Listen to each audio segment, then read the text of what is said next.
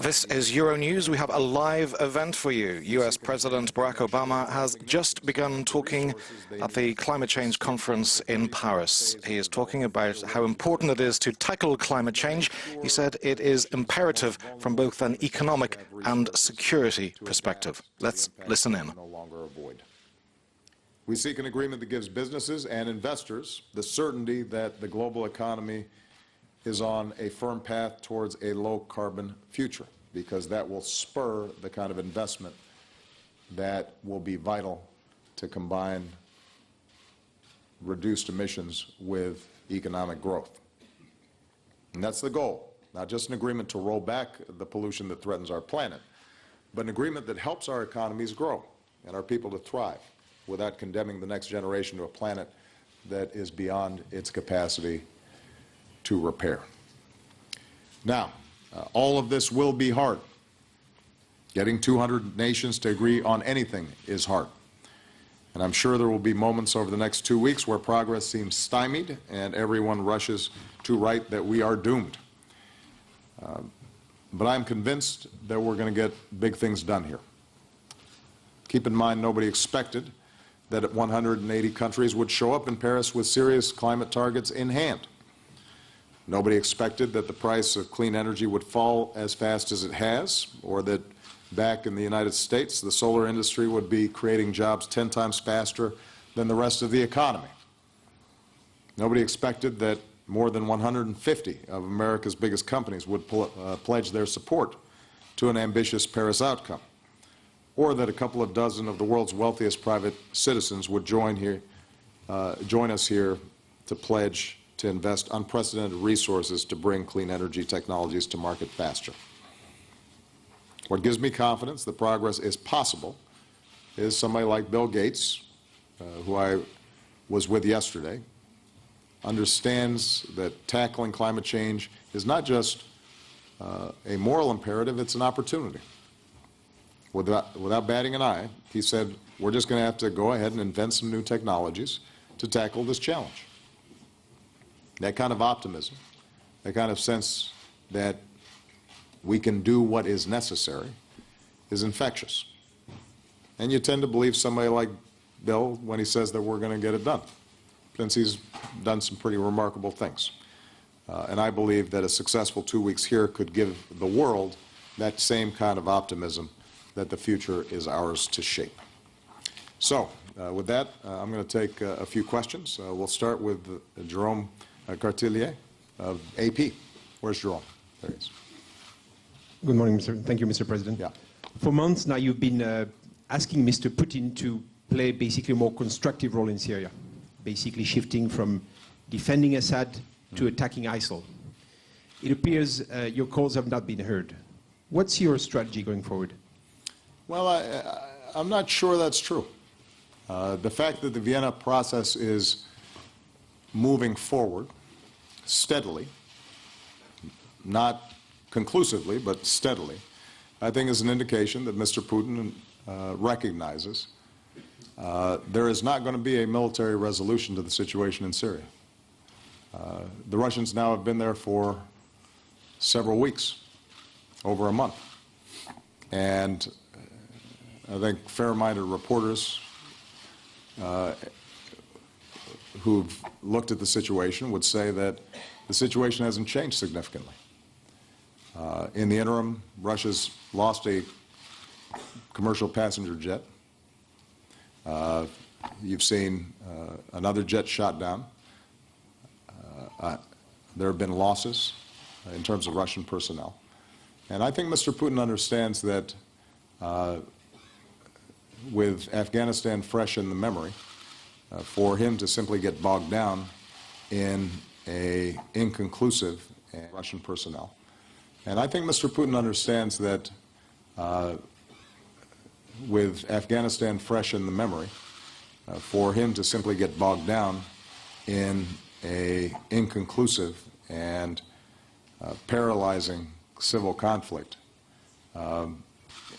is not the outcome that he's looking for.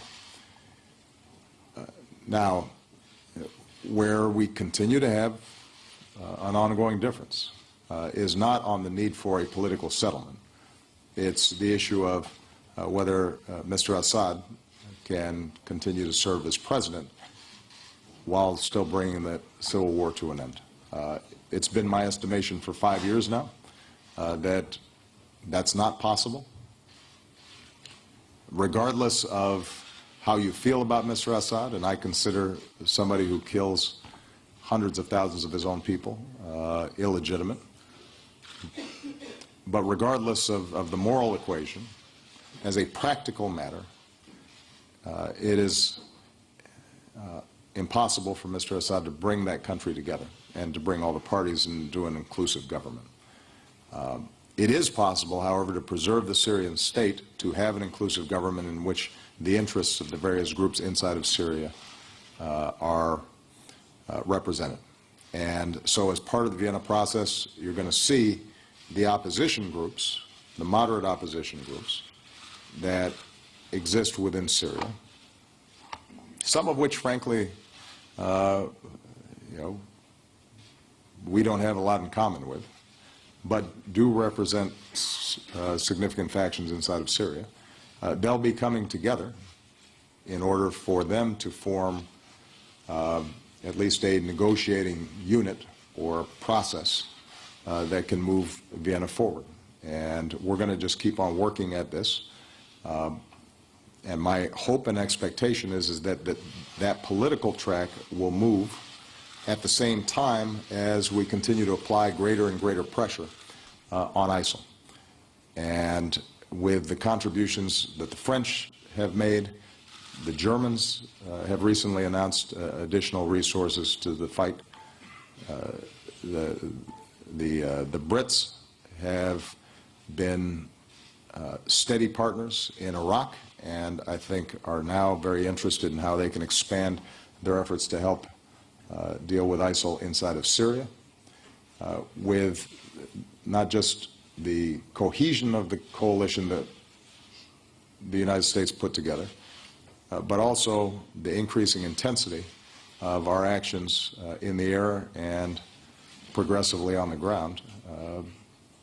I think it is possible over the next several months that we both see a shift in calculation in the Russians and a recognition that it's time to bring the civil war in Syria to a close.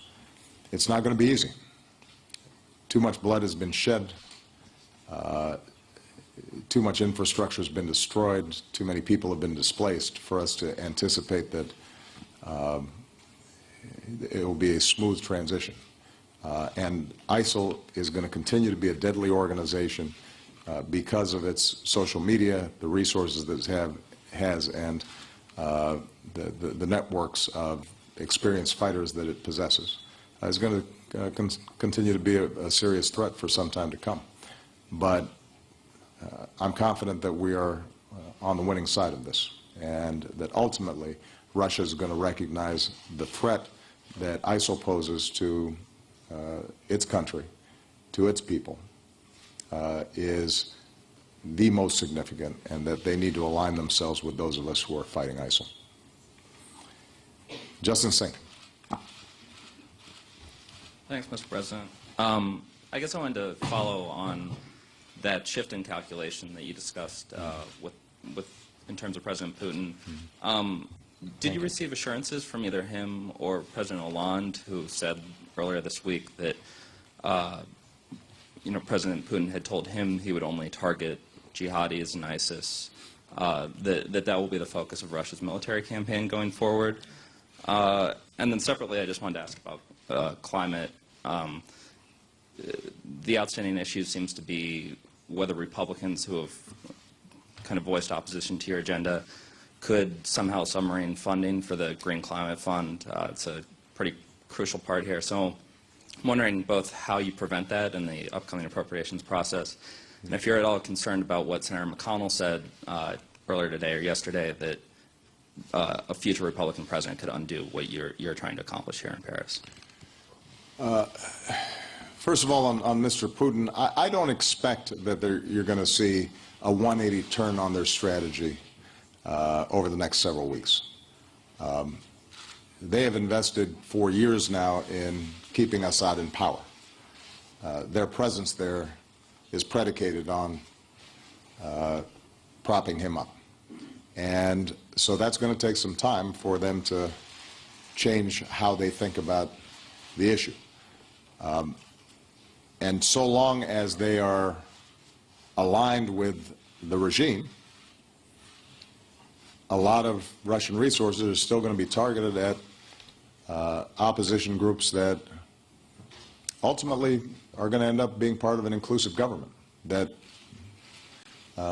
we support or other members of the coalition support and are fighting the regime and fighting ISIL at the same time. So I don't think we should be any under illusions that somehow Russia starts hitting only ISIL targets. That's not happening now. It was never happening. It's not going to be happening in the next several weeks. What can happen is if the political process that John Kerry has so meticulously stitched together, in concert with Foreign Minister Lavrov of Russia, if that works in Vienna, then it's possible, given the existing accord that the parties have already agreed to, that we start seeing at least pockets of ceasefires in and around Syria. That may mean then that certain opposition groups no longer find themselves subject to either Syrian or Russian bombing. They are then in a conversation about politics. And slowly we then are able to get everybody's attention diverted to where it needs to be, and that is going after ISIL in a systematic way. With respect to climate and what's taking place here, I don't want to get ahead of ourselves. We still need a Paris Agreement. And so my main focus is making sure that the United States is a leader in bringing a successful agreement home here in Paris. And there are a number of components to it. So I just want to repeat so that everybody understands what we will consider success several weeks from now. Number one, that it is an ambitious target that seeks a low-carbon global economy over the course of this century. That means that countries have put forward specific targets, and although those are self-generating, there is a mechanism in which they are presenting to the world confirmation that they are working on those targets, meeting on those targets. So there's a single transparency mechanism that all countries are adhering to, and that those are legally binding, that there's periodic reviews, so that as the science changes and as technology changes, 5 years from now, 10 years from now, 15 years from now, in each successive cycle, countries can update the pledges that they make. And that we've got a climate fund that helps developing countries to not only adapt and mitigate, but also leapfrog over dirty power generation in favor of clean energy. And if we hit those targets, then we will have been successful. Not because, by the way, the pledges alone will meet the necessary targets for us to prevent catastrophic climate change, but because we will have built the architecture that's needed, we will have established a global consensus of how we're going to approach the problem, and then we can successfully turn up the dials as new sources of energy become available, as the unit costs for something like solar or improvements in battery technology make it easier for us to meet even higher targets. And systematically we can drive down carbon emissions and the pace of climate change over the course of several decades. So I want to emphasize this because I know that in some of the reporting, if you add up all the pledges and they were all met right now, we would be at a estimated 2.7 centigrade increase in temperature. That's too high. We wanted to get 2 centigrade or even lower than that. But if we have these periodic reviews built in, what I believe will happen is that by sending that signal to researchers and scientists and investors and entrepreneurs and venture funds, we'll actually start hitting these targets faster than we expected. And we can be even more ambitious. And so when you look at the cumulative targets that may exist 10 years from now, we may well be within the 2% centigrade increase. And by the way, that's not just foolish optimism.